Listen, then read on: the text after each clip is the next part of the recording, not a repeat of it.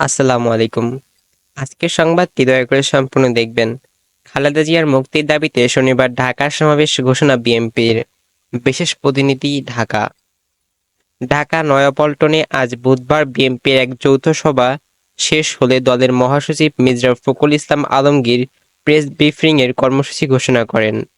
BNP chairperson Khaleda জিয়ার মুক্তির দাবিতে ২৯ জুন শনিবার ঢাকা নয়াপল্টন সমাবেশের করার ঘোষণা দিয়েছিলেন। দলটি এছাড়াও আগামী ১ জুন মহানগর এবং ৩ জুন দেশের সবচেয়ে জেলার সমাবেশই করবেন বিএনপি। আজ বুধবার বিএনপির এক যৌথ সভা শেষে দলের মহাসচিব মির্জা ফখরুল ইসলাম আলমগীর প্রেস ব্রিফিংয়ে এ সময় কর্মসূচি ঘোষণা করেন। ঢাকা নয়াপল্টন সকালে মির্জা ফখরুলের সভাপতিত্বে দলটি যৌথ স্থায়ী কমিটি কয়েকজন সদস্য, কেন্দ্র ও মহানগর কমিটির সম্পাদক সদস্যগুলো উপস্থিত ছিলেন।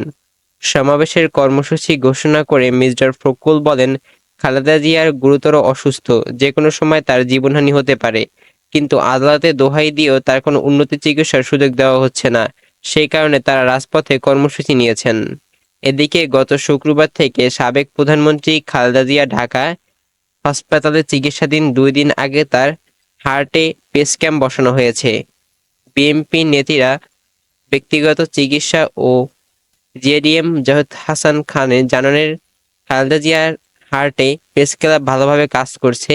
এখন তাকে কেবিনে চিকিৎসা রেখে সর্বক্ষণ চিকিৎসা দিচ্ছেন চিকিৎসকরা।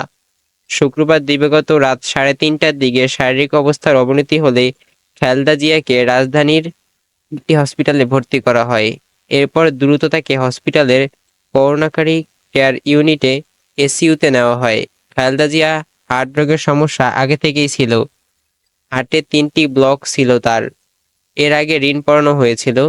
সবকিছু পর্যালোচনা করে বিদেশে চিকিৎসার জন্য মেডিকেল বোর্ডের পরামর্শগত রোববার সাবেক প্রধানমন্ত্রী স্থায়ী পেস ক্যাম্প বসানো হয় বলে তাকে ব্যক্তিগত চিকিৎসা জানান। ৭৯ বছর বয়সী খালেদা জিয়ার হৃদরোগ, ফুসফুস, লিভার, কিডনি সহ ডায়াবেটিস এবং বিভিন্ন জটিলতায় ভুগতেছেন সে। বন্ধুরা, বিস্তৃত আরও সংবাদ দেখতে পারবেন আমাদের এই চ্যানেলে।